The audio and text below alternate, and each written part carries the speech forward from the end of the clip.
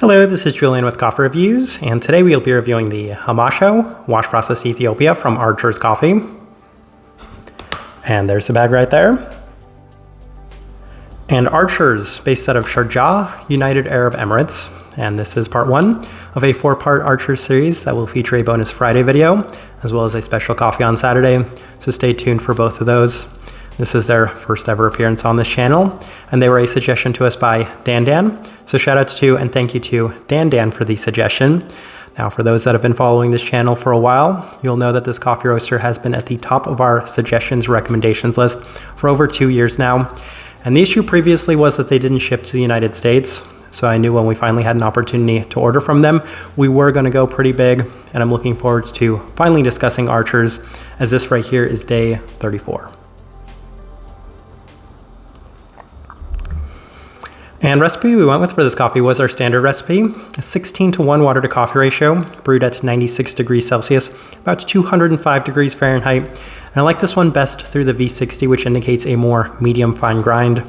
Roast profile for this one, it definitely is on the lighter side of things. I think the best comparison I have is to Say's Modern Coffees, and that's to say that it's not an overly or extremely light coffee, but it is still very light by most standards and metrics.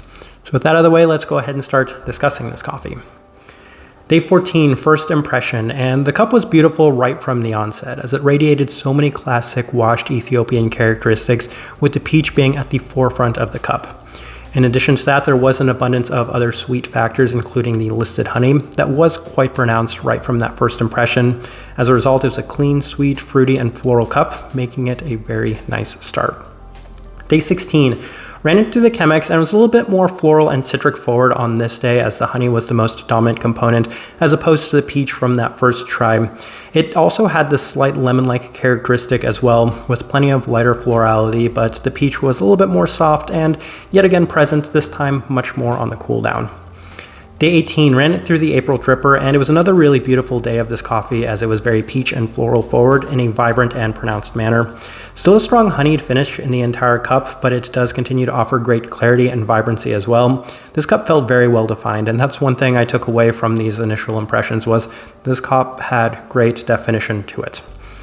Day 21, back through the V60, and the cup is radiant once again, as it's that classical washed Ethiopian in terms of the strong range of clarity, peachiness, florality, and wild abundance of honey, and even a bit of the citric sweetness. So a lot of these factors that I had highlighted on these earlier days were yet again very pronounced. This cup was wonderfully sweet. Really enjoyed that day 21 mark. Day 24, back through the Chemex, and I did settle on the V60 after this day, even though this was the best it had been through this brew method at this point. I just saw the coffee improving day by day, and that was no exception regardless of which brew method I went with. A bit more focused on the sweeter citrus through this method, as there was this maple sweetness early on in the aroma, but the cup holds true to its complementary peach and strong honeyed aspects to the cup. I think that's the biggest takeaway, the reason I have the preference for the V60. A little bit more peach in the V60, a little bit more vibrancy as opposed to the Chemex, which had a little bit more florality to it in general. Day 26. Little to add, as the cup has been consistent with the V60 as the better brew method for this coffee. Very strong honeyed finish being the most defining factor to this cup, with an extremely traditional Ethiopian peachiness and florality. I was really surprised by how much honey there was in this coffee. There are a couple of coffees we've reviewed on this channel that did have the same sort of factor to it. This one was pronounced right from the start and for the entirety of the time drinking this coffee. Day 29, more consistency, if a little bit of a slighter, sweeter citric aspect to the cup. Still plenty of the peachy and floral aspects and honeyed in the finish. Another nice day. These final notes, there's not going to be too much to add given that this coffee was pretty consistent. It was just continuing to improve with each day, as on day 31. Best the cup has been to this point. Here on day 34, cup is the best it's been to this point, as the peach feels the most heightened it has been. Florality has cleared up too, as the jasmine feels a little bit more precise and defined. Honey-like finish, yet again, accompanying the very strong citric components that were also present in it. Layered, well-defined, pretty nice cup. All right, let's go ahead and put up the tasting wheel so you can see what we were getting. And one level 5, so let's discuss that one real quick, and that's the florality at the level 5. And the reason the florality reaches that level 5 mark is because I oftentimes like to lump the honey into that floral category if it does feel like a maybe more floral honey, so a slightly lighter honey. And that was the case with this coffee, given that it was just kind of lighter all around. I definitely wanted to focus it on that category, and even then it was complementary in the other defined floral profiles, most distinctly thinking about that jasmine characteristic to it. Beautiful florality within this coffee. I love when coffees have this great florality to them, so very happy with that being there at that level 5 mark. Bunch more level 4s, so we will start with the cleanliness level 4. It's actually on the higher side of level 4. This was an extremely clean and well-defined coffee, but typically I reserve that level 5 for coffees that are typically geshas, in the sense that they just have immense definition, immense clarity to them. This one had it, not quite justifying that level 5 mark, but definitely still on the cleaner side of things, especially the cleaner side of that level 4. Finish, level 4.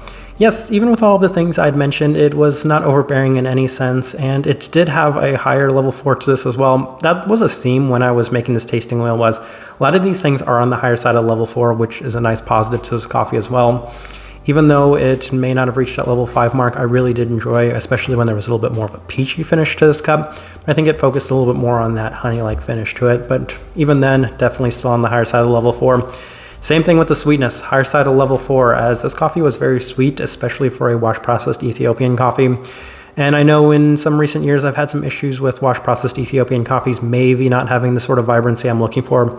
This one definitely had it from start to finish. I'm not sure if a standard washed Ethiopian coffee I've ever scored at a level 5 for sweetness, but this one would be one of the closest to getting there, because this one was sweet throughout. Acidity, level 4. As mentioned, this coffee does have a little bit of a lighter profile to it, so there definitely was a fair bit of brightness throughout, and I don't really have any issues with that, given that it may have even been on the slightly higher side of that level 4, but it was balanced out greatly by the sweetness that was present within it. Citrus fruit, level 4. Yes, and I think that they have some sort of orange note listed on here, and that works for me. Earlier days, I mentioned at one point this lemon-like aspect to it, but later days, it was definitely a lot more of a sweeter citric aspect for me, so I'm quite happy with it being there at that mark. Stone fruit, level 4. If I had to differentiate between which fruit was a little bit more pronounced, I would say it was the stone fruit, the peach most specifically, as that one probably earns the higher side of level 4, but compared to the citrus, I would say it was more consistent, pronounced throughout. And then last thing I have is the caramel at the level 3, and that kind of highlights the candied aspect to the cup, as this one felt very candied throughout the entire duration of drinking it. I don't know what sort of roaster that they use for this coffee roaster, but whatever it is, I feel like it does tend to lean a little bit more on the candied side of things, because that's going to be a theme we'll see throughout the other coffees that we are reviewing from Archer's. And I think one more thing we should discuss is going to be the body, which is not surprising. It is on the lighter bodied side of things, given that it is a washed Ethiopian coffee. Even then, I couldn't bump it up to level 3 with the V60, so it's just lighter bodied in general, but I have no issues with that. I think that this tasting meal is a pretty good representation of what I got from this coffee. All right, so my overall thoughts and impressions of this coffee. I have a couple of things to say. The first one is, not surprisingly, this is one of my favorite wash-processed Ethiopian coffees we have reviewed this year. I don't think I've reviewed that many. Regardless, it's one of the more memorable wash-processed coffees I've reviewed in a little bit, as any peach-forward wash-processed Ethiopian coffee with great clarity, great sweetness, and great florality is going to be a really nice winner for me. It hit on those 4 marks, so really impressed by this first impression I had from Archer's. If I recall correctly, I think this is the first one I tried, and that left a very solid first impression that all of the other coffees were going to be really nice as well.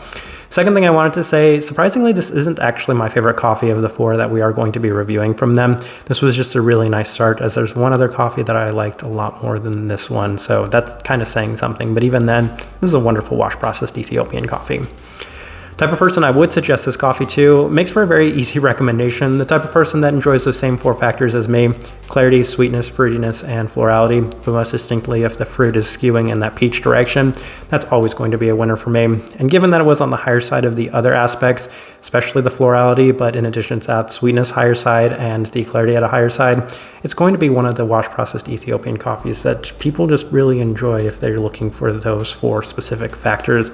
Still offered some great depth, and the honey was also a really dominant factor, the most defining factor of this coffee too. Lots to take away from this one, but I think I will leave this review at that. If you by chance had an opportunity to try this coffee or anything else from Archer's, would love to know your thoughts and impressions of it or them as well. If you're enjoying the content, give this video a like, subscribe if you're not already subscribed. This right here has been a review of the Hamasho Wash Processed Ethiopia from Archer's Coffee. Thank you for watching.